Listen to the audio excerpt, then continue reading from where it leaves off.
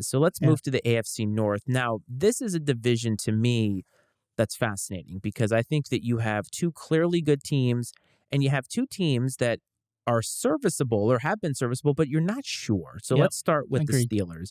The Steelers are one of the weird teams because Mike Tomlin had never had a losing season. I think he still hasn't had a losing season. I think that's true. Which is amazing because the last few years since Ben retired, he's had nothing. Yeah. So they're on the Kenny Pickett train, 100% on the Kenny Pickett train. Yep. They have a great new receiver who I can't remember his name, but he's making all these ridiculous catches. Yeah, You know what I'm talking about? Yeah, I can't remember the name though. For some reason, George Pickens? Does that sound maybe right? that's right. Pickett to Pickens. That sounds like something that's completely invalidates us as people who can talk about this. But the Steelers, though, there's too many teams. You know, there's 32 teams. You know that? There's a lot of teams. I cannot be. I am not an expert in all these teams, but the Steelers feel like that kind of team that. Again, Kenny Pickett coming in. He's now got the full reins. Remember, they went the Trubisky route last year, which was a complete disaster. And I just don't know if they're going to be that good. I mean, Kenny Pickett, I think, has a lot of upside. But is this team built to win with him at quarterback? I mean, they have a good running back, but not a good running game. Their defense usually is pretty good, but they're in a tough division, man. Like, they got to play the Ravens twice. They got to play the Bengals twice. Yeah. Lord only knows what else. And I just feel like they're one of those teams that even if Kenny Pickett has a decent season, they're hovering around 500, maybe a little bit worse than 500. Yeah, I agree. They're a team that's got a young quarterback who's on the rise. They've got some good talent there. I think George Pickens, Allen Robinson. They've got Najee Harris as a running back. I mean, they're for the offensive side, good defense, a great head coach. But they may just be average because, unfortunately, there's a lot of better teams in the AFC right now. They're just going to have to fight against. It's funny, too, because the Steelers, the fans, want Tomlin out. But I feel like if Tomlin got fired, the amount of teams that'd be calling second he got fired would be like immediate. Like he would have a job within a day, probably. But they're just... It wouldn't put past me if they have a winning season this year.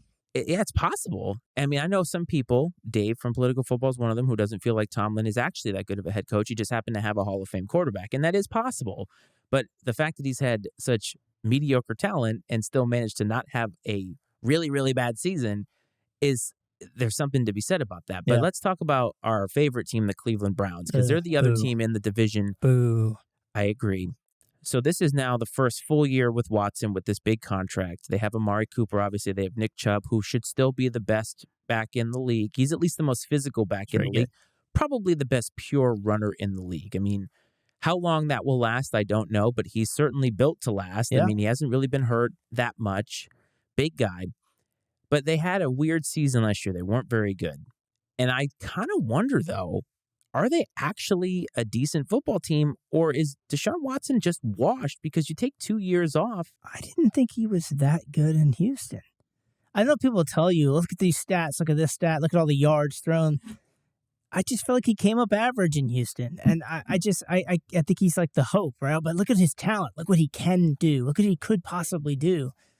I don't know. Maybe he's going to make me wrong, but I just think he's just he's good.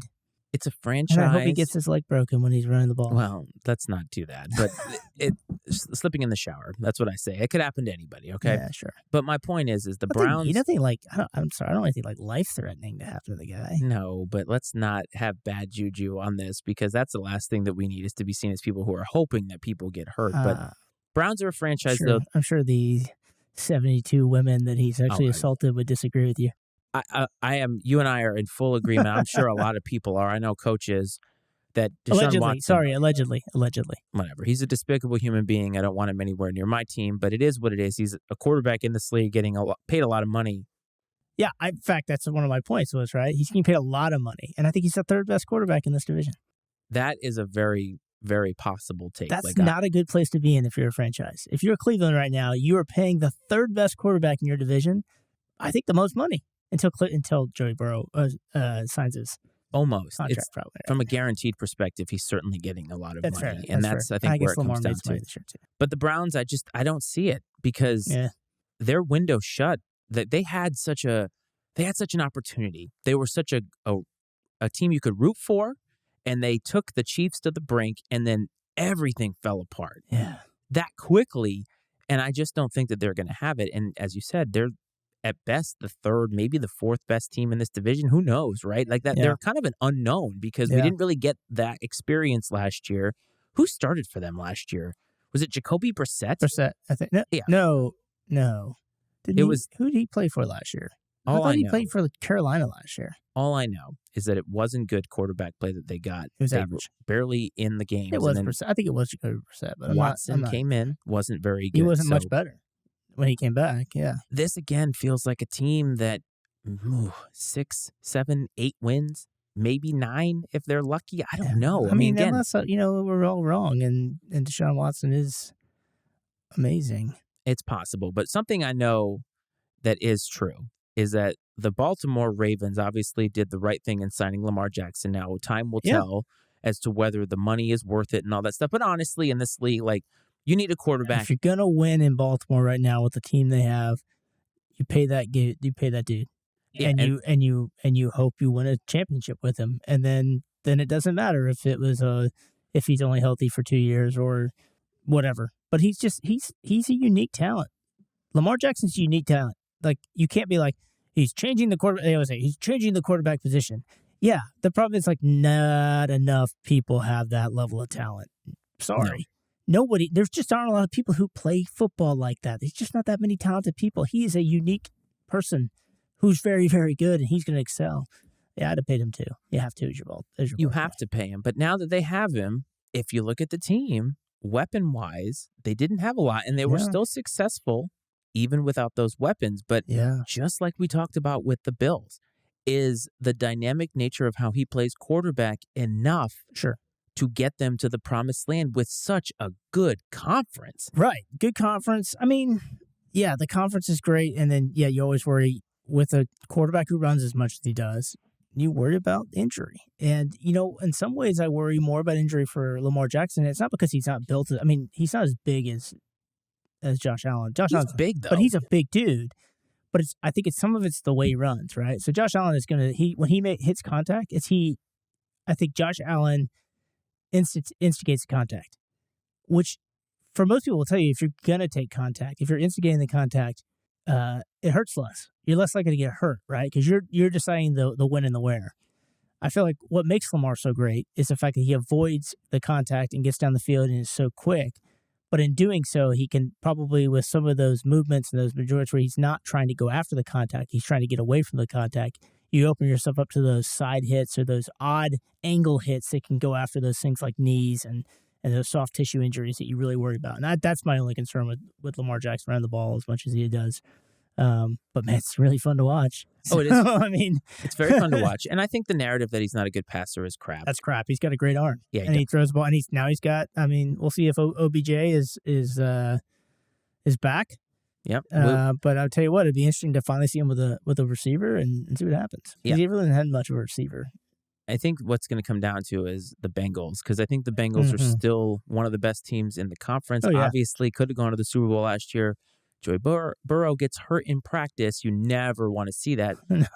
But it doesn't seem to be a catastrophic injury. The way that they showed it, like he's out for the season. The Bengals are toast.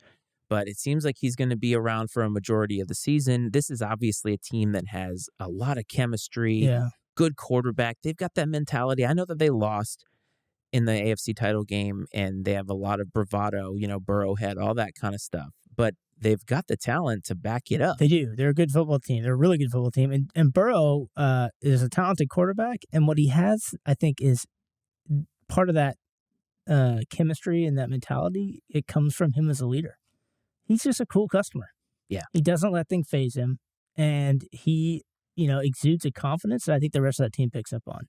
And sometimes there's parts of that you can't teach it and you can't coach it. Sometimes it just is. And you can just take advantage of it. And that's what Cincinnati's doing. And I think it's as long as he's healthy, it's twice now he's been hurt. You know, you always get very nervous when a guy's getting hurt like that.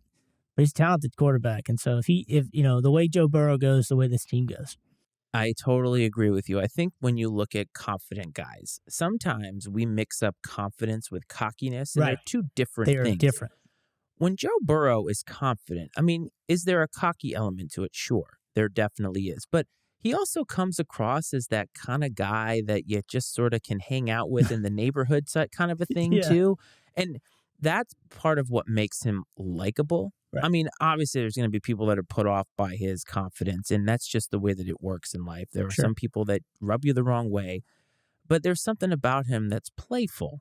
I think he comes off far more confident than cocky. I agree. Because there is a fine line there, right? Sometimes people will say are confident are not really confident. They are cocky.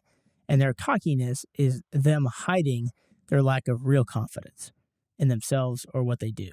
I think Joey Burrow is confident. You may think he looks a little cocky, but I think he is confident in what he is, and he has no question about how confident he is in his abilities or his teammates' abilities. That's the difference. I think it's genuine, and that's why that's why it works so well for his team.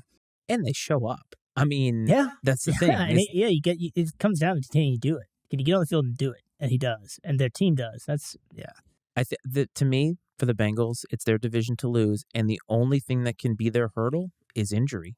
Yeah. So we were talking about the U.S. women's team and how some people would say that the team was a bit unlikable because they you could argue it's that the turn from confidence to cockiness, but you got to back it up at some point. I think the opposite is true of the Cincinnati Bengals. They are a very likable team. I'm sure, unless you're one of the rivals, right, you probably don't like them, but I think they're a likable team for America. People look at the Cincinnati Bengals and they kind of like them. They like the confidence. They like the swagger. They like the talent. They like the flash plays from Jamar Chase. They like, they like those things. And because Cincinnati hasn't won a bunch over a lot of years, it's encouraging to watch them do so. They're a likable team that's got a lot of talent.